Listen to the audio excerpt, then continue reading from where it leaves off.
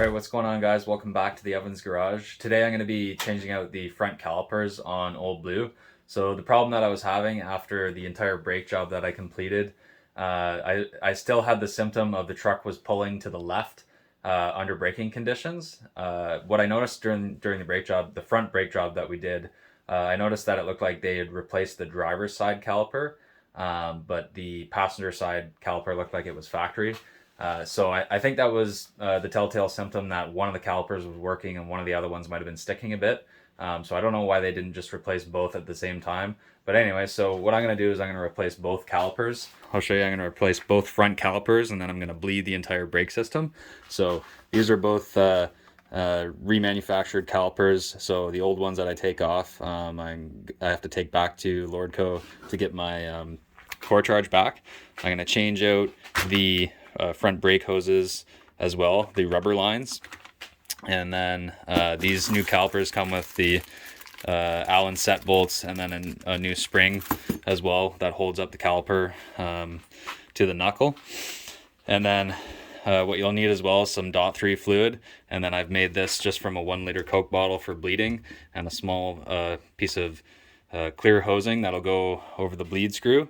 And then this is a brand new turkey baster, not from my wife's kitchen, that I got from Canadian Tire. And what I'll do is I'll evacuate all the existing fluid out of the master cylinder and then put in new .3, so that way the entire system has new brake fluid and we've bled the brakes of all the old fluid. So what I'm going to do first is I'll suck out all the old fluid out of the master cylinder of the old fluid that's in there, and then I'll put in the new fluid, bleed the entire system starting from the furthest point to the closest point to the master cylinder, and then I'll put in the new fluid, the whole bleed will be done, and then I'll put on my new calipers, so that way I don't have any of the old fluid going through the new calipers. So bleed, new calipers, bleed again, and then we'll be done. Okay, so I've taken the front wheels off the truck, put it up on jack stands, and the first thing I'm going to do is I've already taken the lid off the reservoir, and then I'm going to take my turkey baster and suck all of the existing fluid out of this reservoir. You can see it's quite dirty. I'll put it in my Coke bottle that I have, and then I'll top it up with new fluid.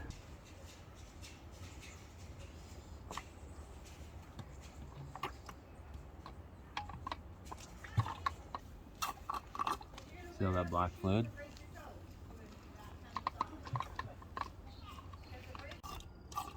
Yeah. Big black. Okay, that's what it looks like with the reservoir empty. So I'm just going to top it up with the new fluid.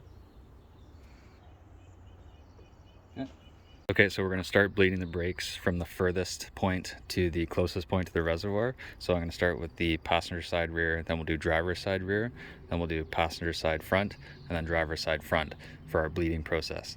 On the fronts, the bleed screw is located just right here on the caliper, and then on the rear, located on the drum on the wheel cylinder, which is just right back here, is your bleed screw. All right, this is the setup at the rear. I've got a 10 mil wrench and then my tube coming out, going into my Coke bottle. So I'll get my wife to press on the pedal, I'll open it up, close it, and then we'll repeat that process until clean fluid comes out. Okay, so as you can see, the front reservoir here is for the rear brakes. That's gone down after about 5 or 6 bleeds. So I'll top it off and then we'll do it a few more times. So I noticed quite a few bubbles coming out, so I'm hopeful that the brakes are gonna work much better after this. You don't necessarily have to put the cap back on when you bleed, but I'm going to, in this case, oh, kind of fell off. I'm going to, in this case, while we bleed, just to make sure no fluid comes out. Okay, go.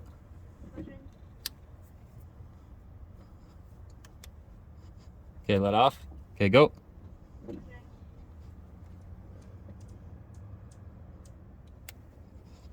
Okay, let off. All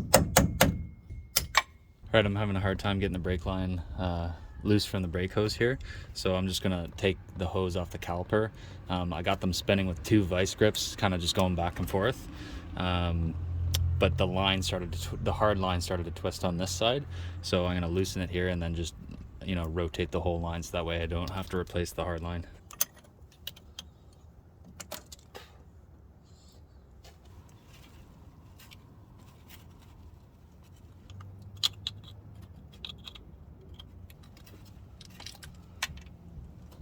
Okay, so because this end of the hose or the hard brake line is seized and won't spin, I'm gonna have to install the hose the same way I removed it.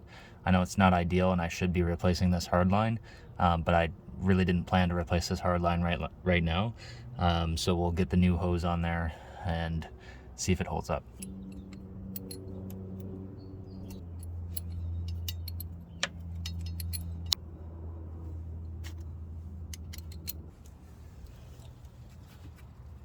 Okay, so I'm gonna pull off the old caliper and then put on the new one.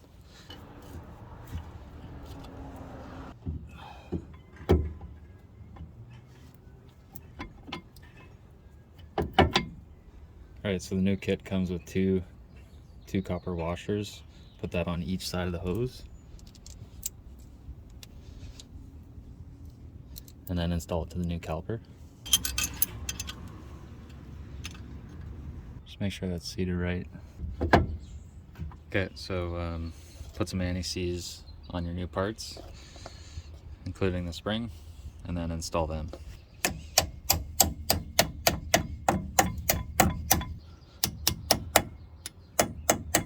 And just snug this guy up. Doesn't need to be too tight. And that's it. Now we can bleed the brakes, check for leaks. Alright, I didn't get as lucky on this side. I ended up breaking this brake line when I went to go tighten it. Actually, I got it loose and everything, but as soon as I went to tighten the new hose onto the existing brake line, it just snapped on one end. So luckily I actually had a portion of 20-inch not stainless, but 20-inch brake line, and I bent it up to go into the existing distribution block there. I didn't have a bender, so I kind of just used my hands, hoping that I didn't, kink it in any terrible way here. So this is kind of just a temporary solution to get me going, and until I guess I should replace the steel lines on the front of the axle. Okay, so just showing you the finished product here. The hose to the hard line onto the new caliper, and then there's the connection at the factory distribution block on the axle. Now we'll go ahead and get a helping hand for bleeding the brakes one last time, and then we can do our test drive after we put the wheels on. Okay, so we've bled the brakes now, so we can throw the wheels back on. I've already checked for leaks. There's no leaks. Throw the wheels back on, torque them down to 120 foot-pounds, and then I'm going to go to Canadian Tire and get a bit more brake fluid because I'm a little bit low. Okay, I just wanted to give you a quick update here. I ended up replacing the hard lines on the front of the axle. So I came out of my hoses that I replaced. I used this polyarmor line that I got from Lordco. It actually bends really well, and then I just got this small $5 bender that I'll show you here in a sec. So the line comes across the front, and then it goes to the back of the axle. It's a 40-inch line. I ended up having to do a small loop there before I went into the distribution hose there, and I replaced the hose on this side that just goes into the hose there. As for the hose that comes from the distribution block up from the axle to the frame, I also replaced this hose. I'll link all the part numbers for the 3 hoses in the description box below. Just here's what the connection looks like.